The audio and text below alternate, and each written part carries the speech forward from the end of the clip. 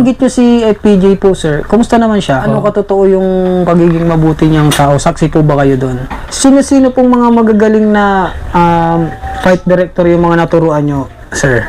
Sa SOS po, sumunod sa yapak nyo na, tapos ngayon kilalang mga mga director na, fight director. Ayun, Baldumaro, Baliglesia. Roberto naman, Roberto Gonzales.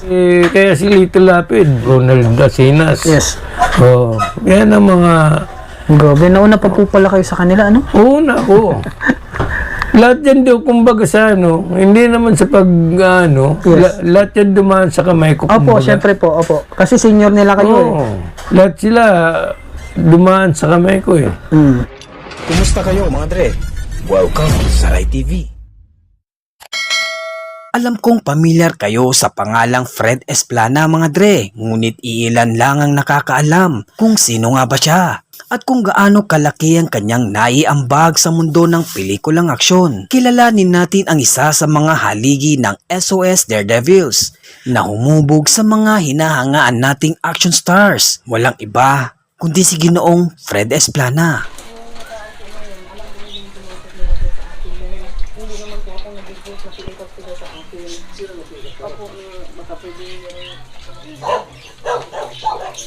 Good afternoon po, Sir Fred. Thank you po, ma'am. Good afternoon, sir. Siya po si Ray, husband ko po. Tuloy po kayo.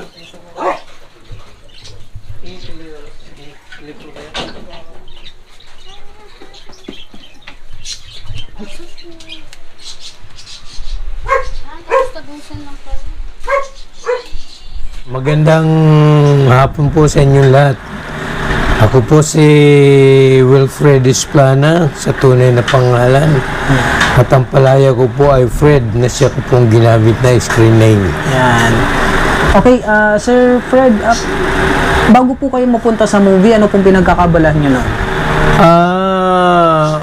Waiter ako ng nag-waiter ako sa H-Pub Canteen sa loob ng Nichols Air Base. Ngayon, may nakilala kong isang stuntman na nagtitinda ng pag wala siyang shooting, nagtitinda siya sa umaga ng pandesal. Nagbabike lang siya. Ngayon, sabi ko, ano ka ako yung stuntman? Yun na niya yung mga kalaban ng mga bida, mga binabal, gano'n. Para ka kung gusto kong ba kung gusto mo niya, di sumama ka sa akin sa gym. Papakilala niya kita sa presidente. Ayun, sumama ako sa Sorry sir, ano pong year po ito kung maalala niyo? 1965 nga nung Wow, 60s. 1965 1963. 1963 ko siya nakilala. Okay. And so, dinala po kayo niya doon? Dinala ako, pinakilala ko sa Ngayon dinala ko niya December eh. Apo. Sabi nung presidente na si Rick Bustamante, bakasyon na niya namin itong bumalik ka sa January. Okay. Nagantay ako ng yung mga kaibigan ko, yun nga si John Digia, yung Ruben Aquino na pareho na patay yun na nagturo sa akin. Malapit lang kami sa Breakwater noon, dito sa Ross Boulevard. Apo. Dinadala ko sila roon, doon nila ako tinuturuan. Kaya pagdating sa gym, Marunong na kayo? marunong na ako ng ilang nung itinuturo ng mga instructor. Apo. Hindi, yun nga. Hanggang sa dumating ang buwan ng March. Okay. Pangatlong buwan ko pa lang, Apo. sinabi sa akin nung presidente namin, si Rick Bustamante, sige, bukas sasama na kita sa shooting. Kasama ka na sa shooting. Apo. ang papel niya dito, yung mga panahon ng Hapon. Mga sundalong Hapon na Sundalong niya. Hapon kayo. Oo. Tanda ko yan. Dahil ang bida noon, ang pelikula ay Talahib. Ang bida si Joseph Estrada. First movie nyo with First Era. movie ko, ang si Era pang ano. Okay po. Yun ang naging ano ko. Yun, mula noon, nagustuhan ko, naging tuloy-tuloy yung ano ko. Tuloy-tuloy na. Tuloy-tuloy na yung After ano. nung project na yon. At tuloy-tuloy na yung ano, kaya karamihan noon, kung hindi guerrilla, Turuan mo. Hapon, oo. Dahil palitan lang. Pero sir, ilang beses kayong namamatay nun? Ay, marami. Minsan sa isang pelikula, namamatay ako mga 10 beses. Sir, nung kay Erap. Erap pa rin po ba ulit? Ay, marami na. Kasi, bukod sa ano noon, ang uso noon, yung mga bukod sa panahon ng Hapon, uso noon yung mga eskrimahan ba? Apo. Mga eskrimahan, panahon pa ni Johnny Montero. Yes. Tinuruan ako nung mga instructor ko nga noon na gumamit ng fencing. Opo. Kaya natuto ko. Yun, nakasama ko na noon si Johnny Montero nga sa pelikulang yung mga fencing. Iba-iba. Si FPJ ano po, maestro ba yun? Oo. Tama po, no? Yun yung may Yung fencing sila. Oo. Parang gano'n, Okay. So, ang hindi po alam ng lahat na kayo po ay isang instructor sa SOS po. Kwentuhan nyo naman po kami. pagkaraan ng isang taon, naging assistant instructor na ako sa SOS. Yun, tuloy-tuloy na noon ng naging full-fledged instructor ako ng SOS. Marami po kayong naturuan na.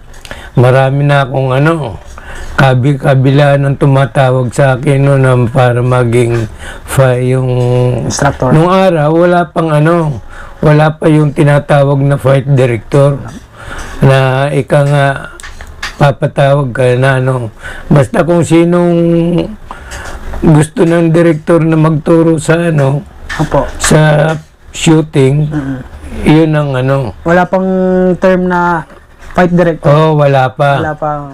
Basta ipatawag ka lang. Basta ipatawag ka, pag Fred, gawa ka nga ng dito, ng fight scene. Ganun ang noon. Talaga po. Sino-sino po mga malalaking artista yung naturuan nyo, sir? Halos lahat ng halos lahat noon ng Lahat sila, mga action stars. nung araw, yung pagbabalik ng Lawin, Okay po. kasi yung kumbaga panahon ng mga old pa, ang bida noon si Rane, Opo. ay yung mga ginagamit sibat. Panahon noon na yung mga sibat bang yung mga kawayan. Yes. Kaya sabi ni Rane, Fred, gawa ka nga ng routine dito kalaban ko rin mga stuntman din. Ayun, isang beses ako nakapag kay Rani ng yun nga yung pagbabalik ng Lawin. Yan sila. Tsaka si anong kwento nyo naman kami kay sir, kay Betong.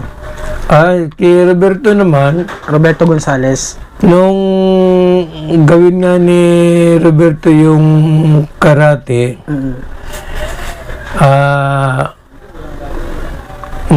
nag-click nga siya.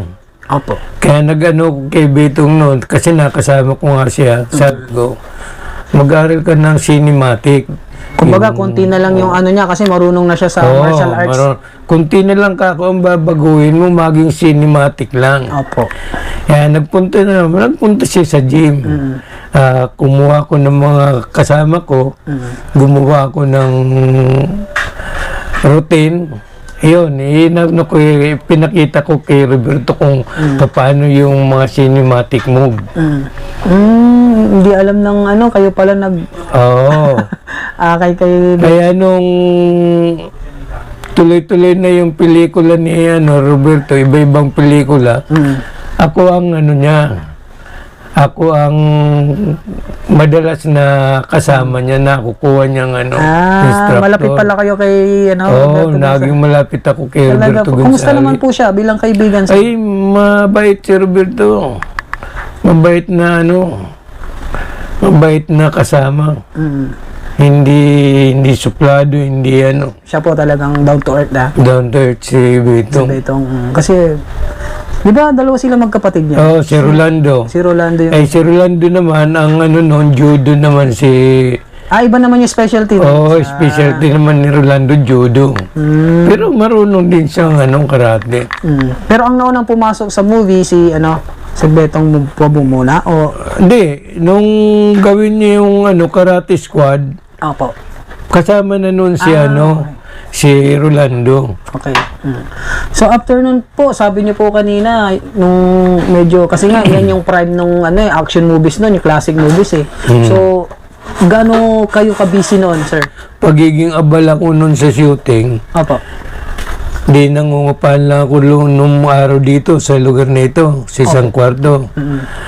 Pag, kung halimbawa, shooting ko magdamag, pag uwi ko, meron coolie slip na nakaipit sa pintuan ko. Trabaho na naman. Oo, trabaho naman. Kaya ginagawa ko, maaga, tuloy na ako sa shooting. Doon na lang ako nagpapalipat na natutulog, pahinga. At saka nung araw, karamihan nung araw, location ang mga shooting.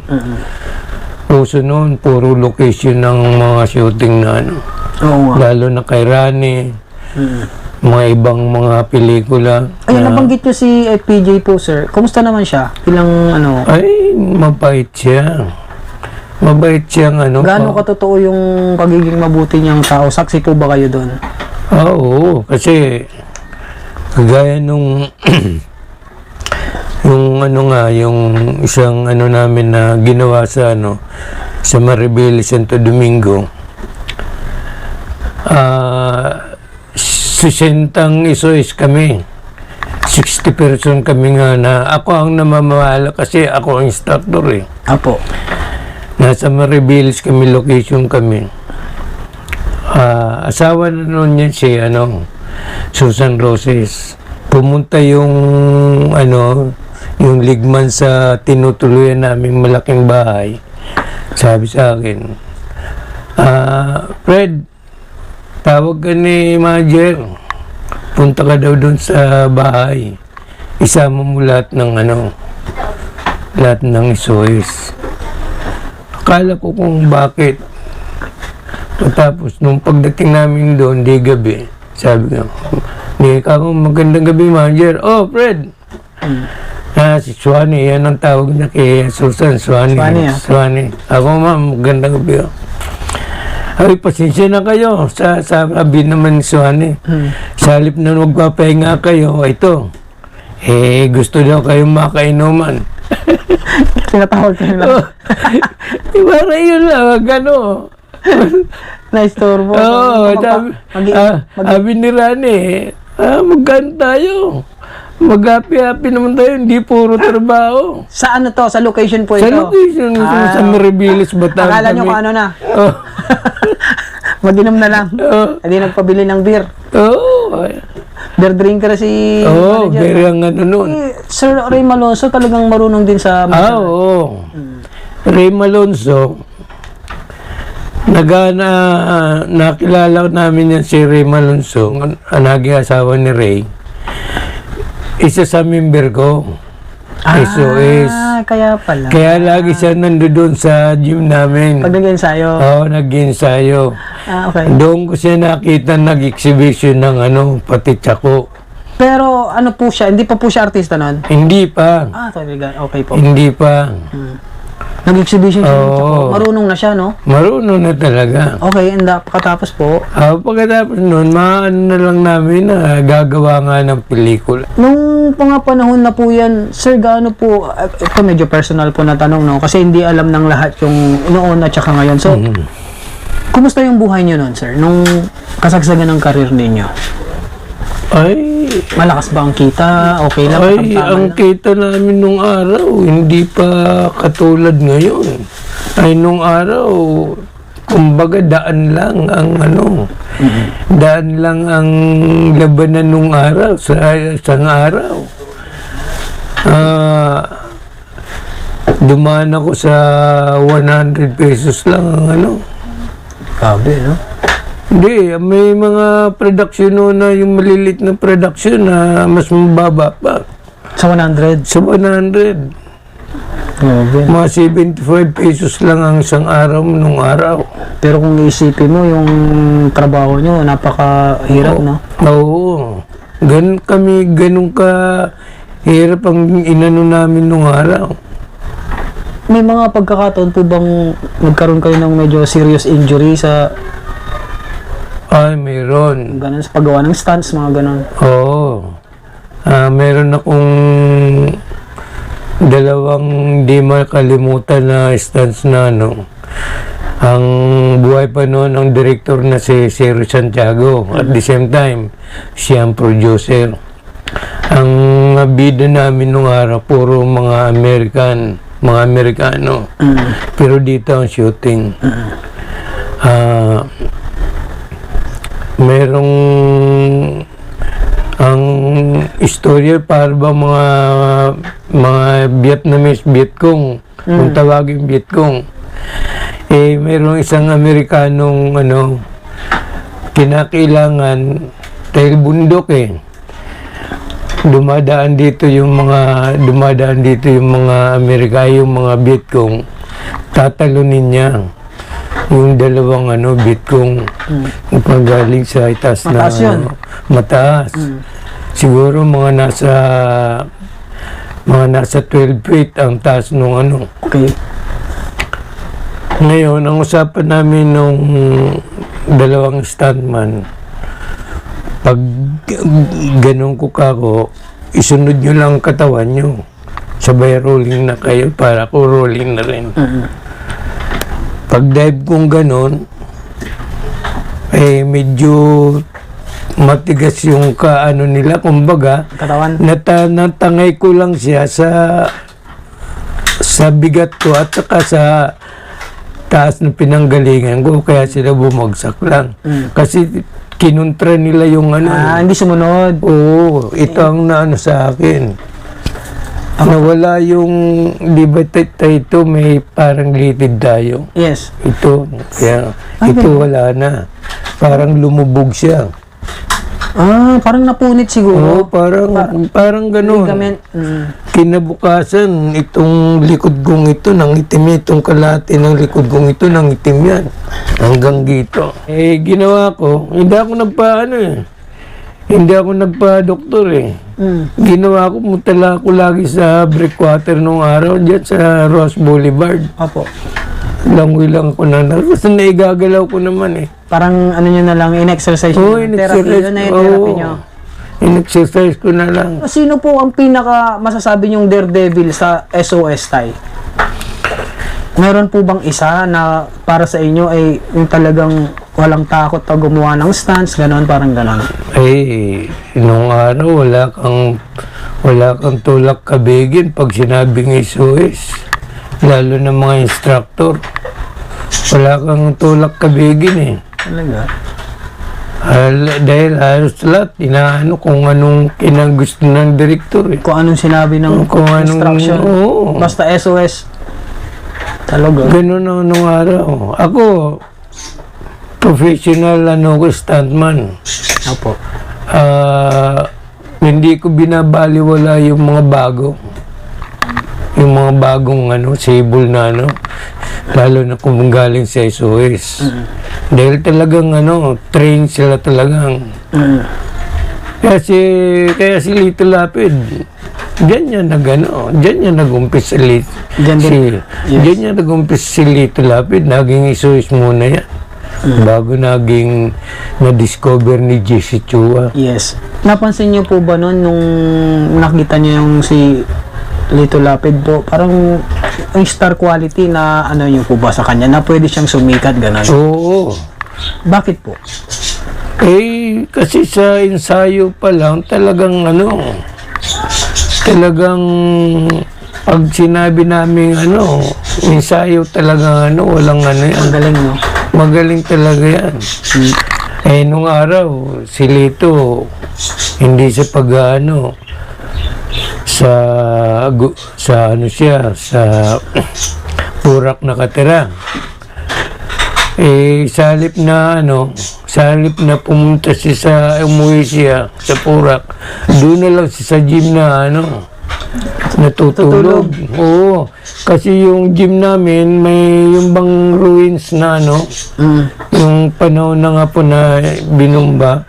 Yun ang naging insayuan namin, yung mataas na doon na ruins. Abandonado? Oo, abandonado. Isang bakanting lote yun. Malaking lote.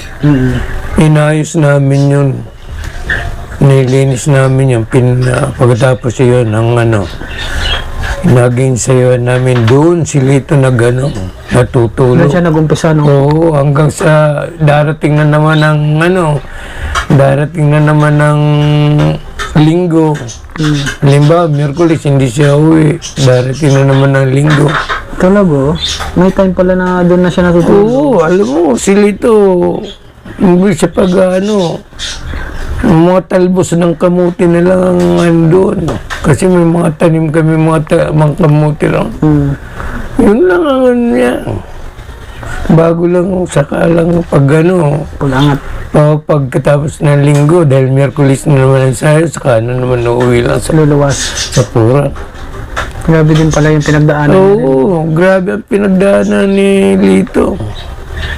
Sa bagay, rin naman kasi, parang deserve niya rin. Oo. Kasi magaling naman talaga siya. Deserve talaga. Magaling naman talaga siya. Tsaka iba yung galawan niya eh. Meron siyang trademark eh, na pag nakita mo yung galawan niya, Lito Lapid talaga. Ito, di ba po? Mga routine ni Lito Lapid, talagang malalaman mo, Lito Lapid talaga eh. Kaya ako, nung yung tinatanong mo ko, magaling talaga sa mga stand. Wala, instructor ako. Apo. Wala akong binabali, walang Pantay-pantay. pantay-pantay ang tingin ko sa kanila. Kasi lahat sila, kung ano ang ensayo ko, yun ang ensayo nila. Pare-parehas lang. Pero parehas lang. Sino-sino pong mga magagaling na fight director yung mga naturuan nyo, sir? Sa SOS po, sa yapak nyo na, tapos ngayon, kilalang mga director na, fight director. Yun. Baldumaro po, kayo, Oo. nauna po kayo doon, no? Una ko ron, kumpare ko rin yun. Yan, si Paring Bal, Bal Iglesia. Yan ang mga siguro, alam mo yung Ronald Asinas. Yes. Yan ang mga Grabe, nauna pa po pala kayo sa kanila, ano? una ko. Lahat yan daw, kumbaga sa hindi naman sa Yes. lahat yan dumaan sa kamay ko. Opo, kumbaga. syempre po, opo. Kasi senior nila kayo. Oo. Ito nga po, bigyan nyo naman pa mo yung kwento. Ano pong nangyari sa SOS nun? Na nabuwag buba? Tuwan nyo naman kami dun sa mga international films niya. Sino po yung mga foreign artist na nakasama nyo po? Chuck Norris, David Carradine, tapos Naging instructor pala kayo ni Oo. Vincent Chalacer, no? Sabi Kalimutan mag-subscribe. Paalam.